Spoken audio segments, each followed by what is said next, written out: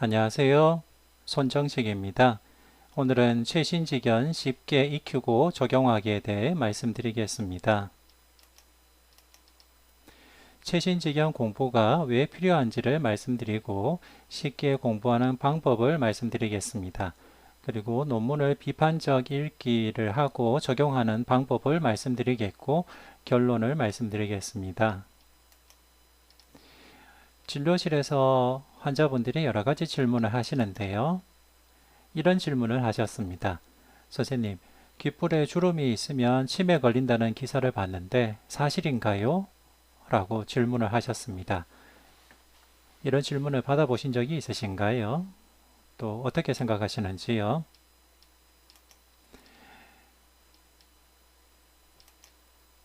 귓불에 주름이 있으면 치매 위험이 2배이고 뇌검진을 고려해야 된다 라는 기사가 여러 매체에 실린 적이 있었습니다.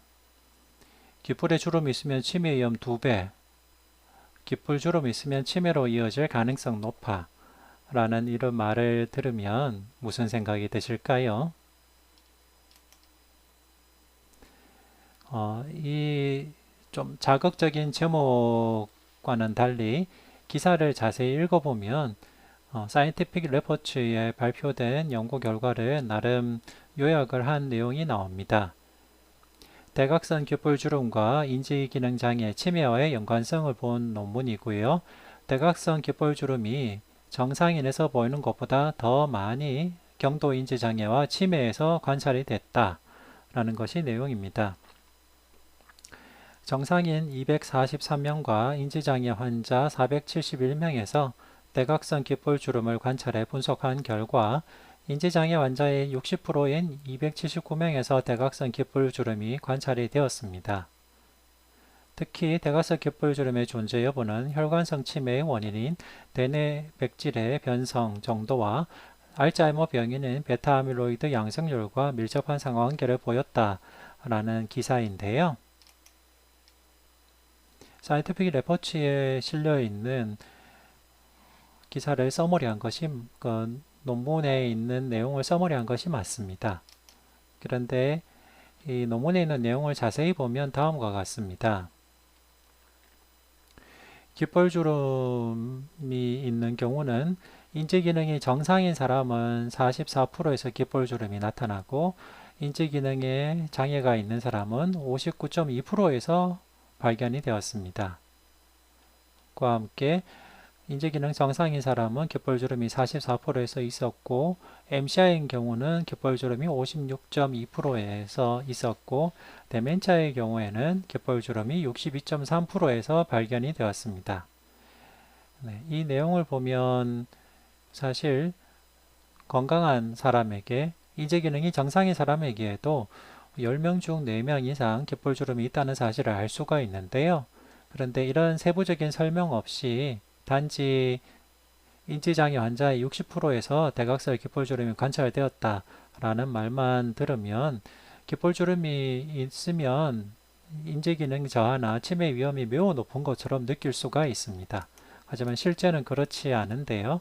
그럼에도 불구하고 이런 내용을 사전에 알지 못했다면 환자의 질문에 제대로 대답을 할 수가 없었을 것입니다. 최신직연 공부의 필요성은 최근 의학 지식의 반가기가 무척 짧아졌기 때문입니다. 그와 함께 대규모 임상 연구들의 발표에 따라 근본적인 치료 지침과 치료 트렌드가 달라지는 일이 잦아졌기 때문입니다.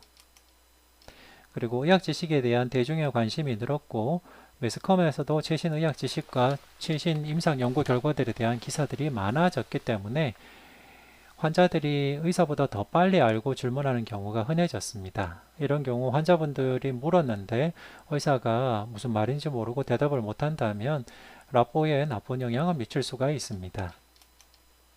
항상 깨어서 공부하지 않으면 금방 다른 의사들보다 심지어는 환자들보다 뒤처지게 된다는 말입니다. 최신직연 공부의 방법은 불과 20년 전만 해도 최신직연 공부하기가 참 힘들었습니다.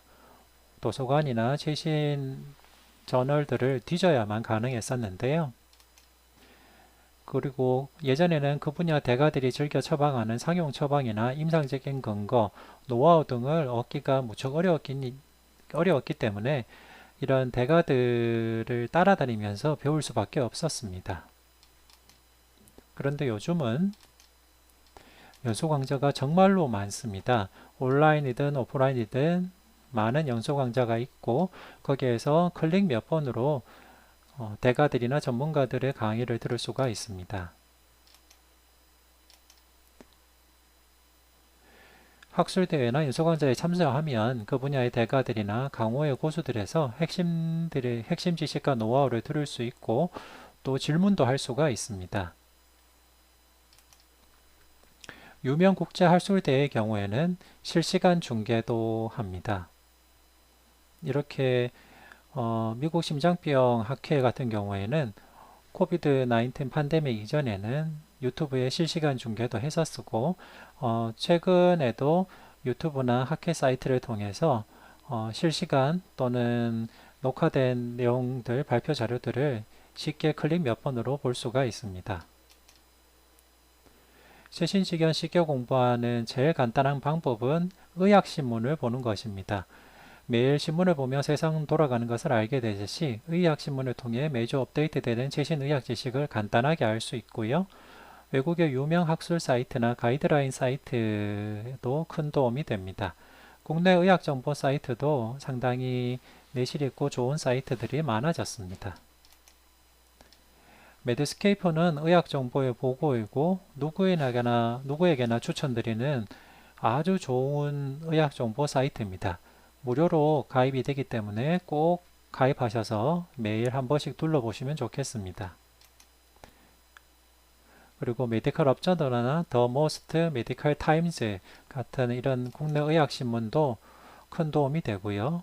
제일 강하게 추천해 드리는 것은 메디컬 업저버입니다.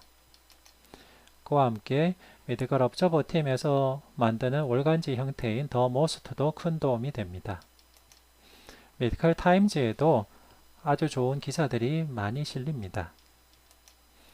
메디포 뉴스에는 박지욱 선생님께서 올리시는 내용들이 아주 흥미롭고 의학의 역사에 대해서 아주 도움이 되는 아티클들이 있습니다. 꼭 한번 읽어보시면 좋겠습니다. 그리고 연구 결과를 요약하는 사이트들도 많은데요. BMJ의 인포그래픽이나 BMJ의 비주얼 앱스트랙트, NEJM의 저널워치, 클래식스 인 메디슨, 위키 저널 클럽 같은 사이트들이 아주 정리가 잘 되어 있습니다.